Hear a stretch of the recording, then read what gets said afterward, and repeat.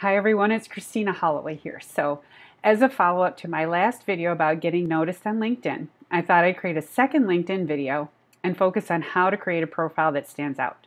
In this video, we're going to work on creating a profile that will get you more followers, more views, and more opportunities to connect with decision makers who can help you find your next great job opportunity. We're going to focus on 5 areas today: your headline, your summary, the story you want to tell, that's your narrative, and then we'll talk about keywords and your profile photos.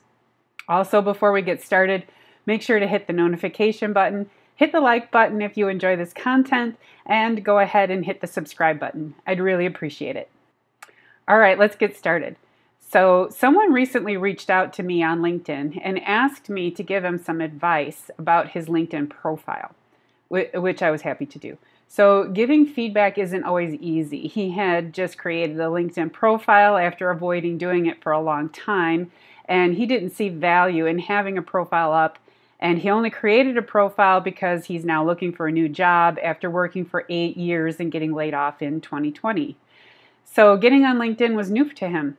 I gave him some tips about how to expand his narrative in LinkedIn and tell a more compelling story, and that made him confused. His response: "Everything on my profile is accurate and the truth. Isn't that all I need to do?" Well, yes and no. Be accurate and don't lie about your experience. But there are ways to show your personality on LinkedIn, and it's what connects the facts on your resume to the human behind the work on LinkedIn. And that's what we're going to talk about today. In the rest of this video, we're going to talk about 5 areas where you can level up your content to really shine on LinkedIn. This will help you get more views, more connections, and more interest. This is also a great way to experiment with creating your personal brand, how you want the world to see you, and why your career progress makes sense for you. So let's get started. Number 1, your headline. If we relate this back to the resume, it's technically the description of the kind of work you do. Freelance editor, technical data analyst, web developer, senior manager of thought leadership. You get the idea. While you may be restricted in what you include on your resume, you have some flexibility on LinkedIn. If you're looking for work, you absolutely can create a headline that says something like "freelance writer looking for job opportunities." What does this do? It's a message to your network, the people you're connected with and the people you will connect with, that you're looking for work. The way this works is someone you're connected with may know someone looking for a freelance writer, for example, and they'll make a recommendation based on your headline. And if they know you personally, even better. Now, you may be looking for a job while you're still employed, and you know this would not be the best way to use your headline if you're trying to be discreet. In this case, create a headline that explains what you do, and then explore ways to expand on it. Like this. Say you're a technical data analyst for insurance industry, super generic by the way, and you want to move into data analytics for marketing. Connect your title to the value you provide. What's the common thread that you know translates from one job to the next? If it's data analytics and you want to move into a different area, then make the headline more generic, data analytics, and add a description for reporting, analysis, forecasting, something that'll connect the work you do to a variety of different business areas without anchoring you to one thing. Another way to use your headline is if you're pivoting into a completely new area. Now, this is what I did. I had a business providing project management solutions to major corporate clients. When I moved into coaching, I changed my headline to better reflect the work I wanted to get hired for. After that, I needed to provide context as to how my recent job experiences qualified me as a good executive coach. For that, I used my About section. Number 2, your About section. Like I mentioned in my previous video about LinkedIn, you can use your About section in a variety of different ways. Again, while this is taken from the summary section of a resume, there is no hard rule here as to how long or how short your summary can be. It's all up to you. Here's an example of someone using their About section to indicate that they're open to new job opportunities. Now here, this is an about section that explains what this person does and also why this person enjoys this job. It's a great example of how to reflect your personality, your passion, and how the work you're doing today has translated into your bigger goals in life and where you find fulfillment. It gives me a better picture of the kind of person you are beyond what your resume can tell me, and it doesn't necessarily anchor you to one industry. You can have fulfillment in any industry if this is what gives you meaning at work. Now, as I mentioned before, my About section explains my coaching philosophy and where I believe my clients will get the best results by working with me. If you align with my philosophy and approach to coaching, you'll be more likely to want to work with me, and it works. It absolutely works. I explain my coaching philosophy in a number of my professional profiles, and new clients always tell me, I chose you because you mentioned these areas, and that's what I want to work on. Your About section is the best opportunity you have to explain to someone your point of view and what you value most. That's why it's at the top of the page, so use it to your advantage. Number 3, your story. This is your narrative. And of all the points we're going to discuss today, this is the most important one, and there are a few reasons for this. First, it gives you an opportunity to tell your genuine story about how and why you moved from one job to the next. It also gives you an opportunity to explain why you may have gaps between work. In the past, maybe 10 years ago, it could be considered a red flag to have gaps in your work history, but today that's not necessarily the case. Unemployment and job fluidity have been persistent over the past few years, so being able to explain why you've taken time between jobs within reason is becoming more acceptable. When I say within reason, only share what you're comfortable sharing. If you took time off to focus on raising your kids, you can mention that you're focused on family matters or family planning, helping elderly parents. Or you can explain that you decided to work freelance, take time to travel, or even experiment with different training and development. Again, this is your story. You explain to me what the gap in your career really means, according to you.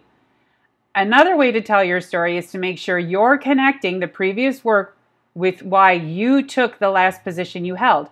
What's the connecting theme? There must have been something you liked about the new job opportunity at the time: more flexibility, more independence, a culture of creativity and collaboration. And by the way, those descriptors are totally fair game if you actually left a toxic culture to get away from some bad actors. Be creative in your description and make it about self-empowerment. I left because these areas were more important to me, and that's what I found in my next job. That's more likely to stick than I didn't like the people I used to work with.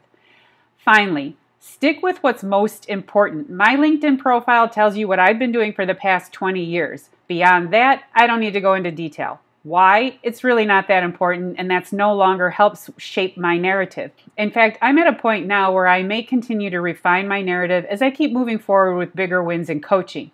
Now, if you're just getting started, keep this in mind. As you go through your career, consider how the work you're doing in 10-year increments adds or detracts from the story you're trying to tell. Consider anchoring your narrative in 10-year blocks and make peace with leaving some early experiences behind you. Number 4, your keywords. Your keywords are important. If I'm searching my LinkedIn network and I'm looking for people who've connected with me that are virtual assistants, for example, then that term needs to be in the headline and in the work history. If I'm searching my network for a freelance writer, the first people that will come up will be my primary contacts, and they'll have freelance writer in their headline. I'm also more likely to reach out to them if their headline or their about section says, looking for new opportunities. See how that works? I also make sure to pepper related keywords throughout my LinkedIn profile. Terms related to executive coaching might include group coaching, leadership development, career strategist, talent acquisition, and resource development. Find appropriate keywords for your career goals and start using them throughout your LinkedIn profile. Number 5, your photo and banner. I made this last on purpose. It's important, but not the first thing to worry about or obsess over. People want to see a face, and including it in your LinkedIn profile tells me that you're a real person who's open to making connections and showing me your personal brand. Without a photo, I might not believe you are who you say you are, or I might think you're more likely to be a fake account. Now, there's a ton of opinion out there about using a professional headshot, or especially during the pandemic, relaxing the standards by which you share your profile photo. I'm going to say I care more that you look genuine, engaging, and open to making new connections. What does that person look like? Well, you're smiling. Your hair is neat. You're dressed nice.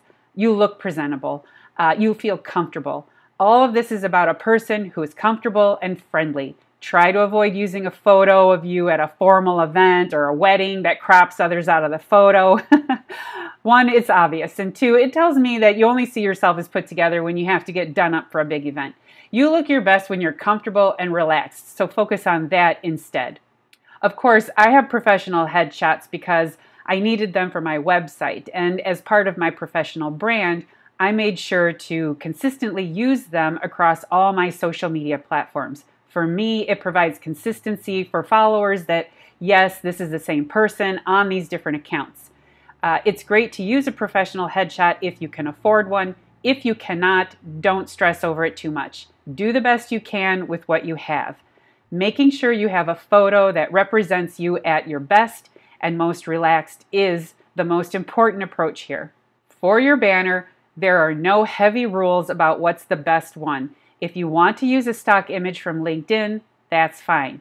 If you want to upload a photo that represents who you are, that's good too.